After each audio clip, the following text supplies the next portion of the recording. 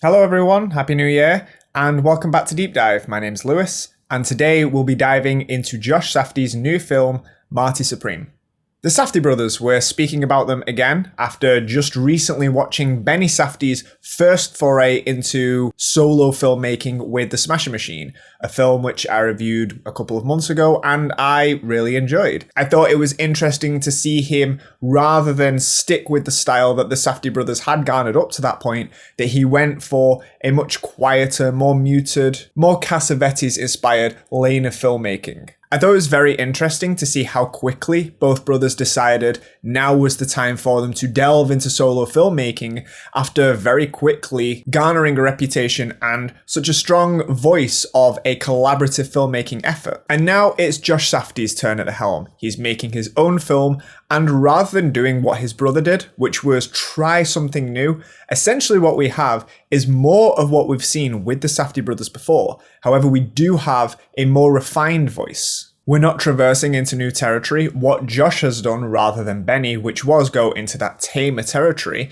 Josh has essentially lent into that crescendoing style of chaotic action and unlikable characters that we have seen with their previous work. And the result is actually the best film that either of the brothers have made thus far. Marty Supreme is a semi-fictionalized biopic film that's based on the real-life table tennis player Marty Reisman, in this film known as Marty Mauser, played by Timothée Chalamet. He is a person that has a tenacity about him. He's just always on. And he possesses this dream, this thing that he would walk to the ends of the earth for, which is essentially to be regarded as the best in what he does, which is table tennis. And it's interesting for a biopic to pick Marty Reisman as its focus, because the whole notion about Marty Mauser in the film, is that he wants to perfect something which, for the time and for the place that he lives, is something that's so niche and small scale that to unrelentingly pursue something like that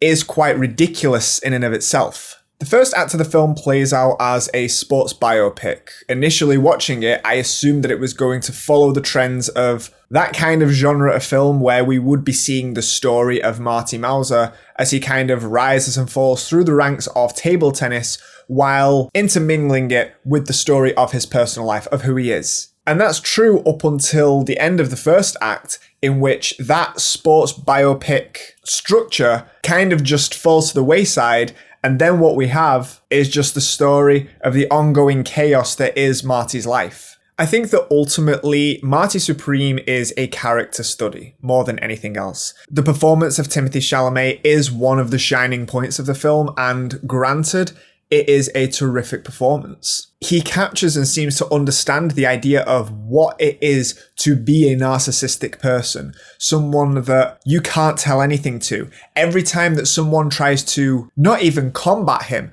but just inadvertently challenge his ideas or his viewpoint of the world, he takes it almost as a personal attack, to the point that he can't seem to help himself, but constantly speak out loud what he thinks, to the point he's not really speaking to anyone. He just constantly says what his viewpoint is, and often repeats himself and just adds on to what someone else is saying without really adding anything of value to the conversation. It's just who he is. He can't help but see the world through this constant myopic viewpoint. He is completely delusional, although he is great at what he does. He has a lot of similarities to someone like Rupert Pupkin from The King of Comedy. And much like Rupert Pupkin, both characters are incredibly unlikable. The thing with Pupkin is that there is a sense of pathos with him. You have someone who is trying to chase their dreams, but is unaware of how corny that they are. Marty's not that. Marty is someone incredibly capable at this thing that he does. He just happens to be a terrible person. Because his lens is so self-involved, he has this almost inhuman ability to disregard anyone else's wants or needs. And he's very quick to also diminish and demean people that don't deserve it, although most of the characters that we encounter in this film probably do deserve it.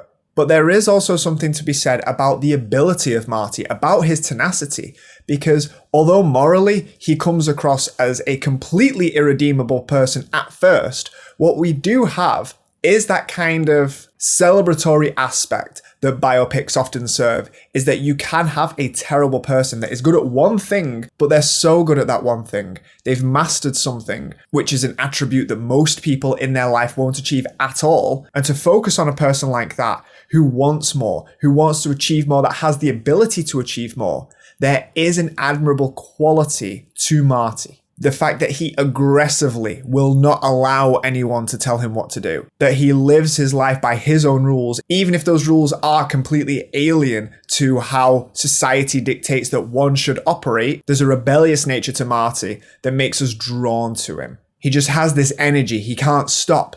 And it's an energy which is also replicated by the actual film itself. Marty Supreme as a genre, I've said, is a biopic, but it's also a New York film. And what I mean by that is that as I was watching it, I just felt as though the film I was seeing was the culmination of the previous decades of American cinema, finally reaching a point within the 21st century that is something new, that has an identity to it, but is very clearly linked and inspired from everything great that's preceded it. When you think of the golden ages of American cinema, particularly within the 1970s, you just see it within this film. It's in its DNA. And it's very interesting because although when watching Marty Supreme, you might not see any direct influence or homage to the greats of American cinema, but what you do get a sense of is that this is a film that, very much like those greats of the American Golden Age, this is a film that's made by someone who has absorbed the medium, that loves cinema.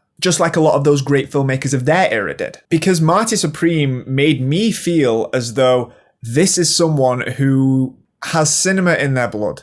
This is someone who, when you see how it's shot, when you see how it looks, when you see those very subtle influences that emerge here and there, I'm watching it and I see hints of Midnight Cowboy. I see instances of The Hustler with Paul Newman. But more so than just these influences, what I do see with Marty Supreme is an attachment to the past and a love of it, but also something that feels fresh and new and inventive. Throughout all of this film, there's such a strong cinematic vision and a language that Josh Safdie just feels like a brave filmmaker. He feels as though he's willing to experiment with new things, but not in an experimental sense that he's just trying it to see what happens. It really feels as though he's confident in his voice and he knows exactly the kind of film that he wants to make. And the kind of film that he wants to make and the language that he wants to use is something that's very idiosyncratic to his lens. No one has really captured this kind of mood before, especially if we're talking about brand new 21st century cinema. Just watching the film, it has such a chaotic energy to it, but it feels concise, it feels controlled, it feels intentional. That in one moment, Safdie's saying it's okay for things to be discordant with one another, and then in another, it looks incredibly formalistic. Both of them work. And the result is that you have a film that's able to just thrust itself forward. It has this propulsion and it never stops. You're constantly invested all the way through. For example, the film is set in the 1950s, but the songs that are used throughout the film give this 1980s coming of age type of sensibility. And then you intercut that with the score done by OPN, which that in and of itself is a thing to marvel at. As the film was progressing, I was hearing different influences all the way through. At times, I was reminded of Vangelis, when you have Marty going through those very cliche sequences that biopics often serve up. It carries a sense of triumph within it. And then all of a sudden, I'm hearing someone like Philip Glass when you've got those crescendos that are just propelling the film further and further. But then you have moments in which the score has sounds of babies crying and frogs croaking. And it's just so inventive that it sounds like something you would hear in Doshin the Giant. It's a joyous thing. The score really shows that, but everything in the film has a creative freedom at play.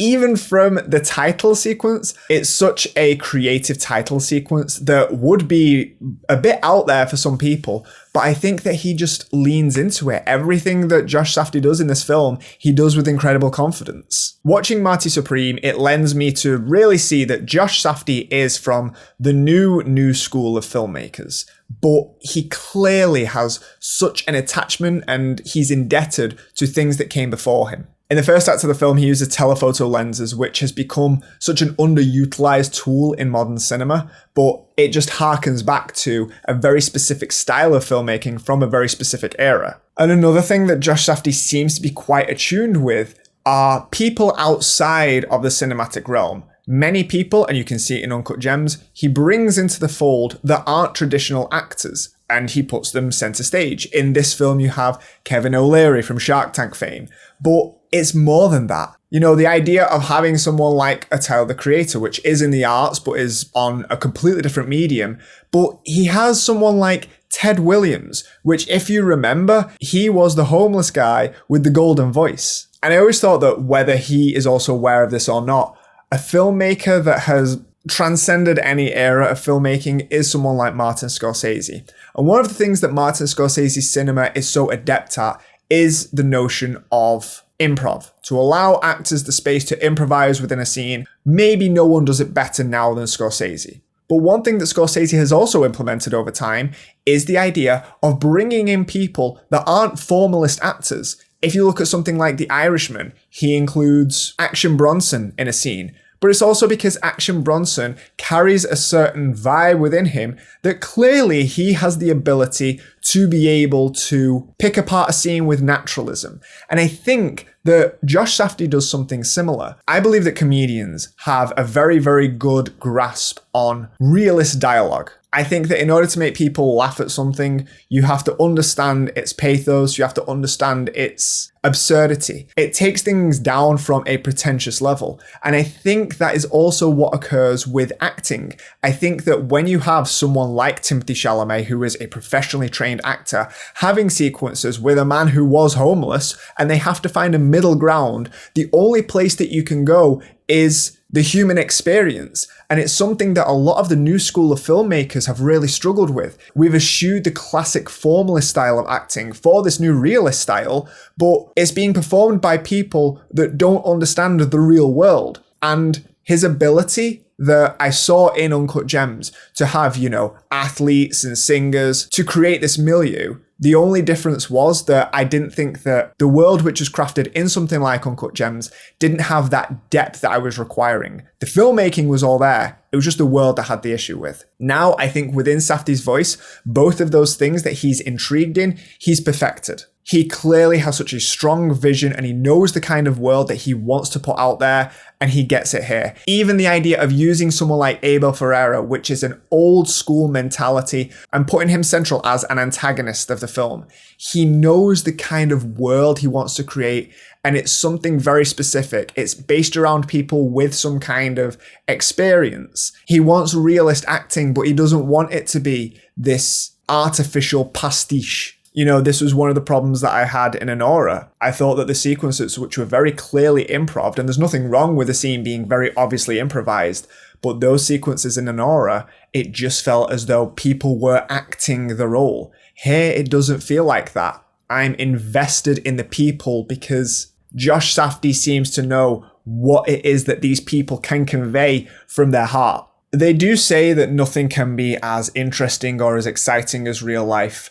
And I think that Josh Safdie probably disagrees with this sentiment because the very nature of what Marty Supreme is, its narrative thrust is so over the top, so exciting. You could argue that perhaps it is a bit too much for a story to kind of relish in its exaggerations of reality, which there's a fair point in that. But I think that this indulgent maximalist style that Safdie is going for, I think that this is his vision. And I believe that if this film does manage to stand the test of time, it could be a style of filmmaking which is influential for many more years to come. Marty Supreme is a critique and a celebration of the American dream from the lens of someone that we can admire and also hate at the same time. And ultimately, by the end of the film, after spending so much time with someone that seems completely unredemptive, Josh Safdie also shows that even if the character may or may not be redeemed, he at the very least is redeemable. And I think that the totality of this lens, this complicated world that Josh Safdie has set up and managed to take us on this journey with and traverse all these different layers of humanity, I believe that he's created something really, really special here. a kind of storytelling which you really don't see all that often. You know, arriving now in a new year, I know that people enjoy ratings and they've told me about ratings and how they like ratings. So here's the deal. Deep Dive will have ratings from now on. I'm not going to not do them. It will be from 1 to 10, no half points. And with that in mind, I give Marty Supreme a 9 out of 10.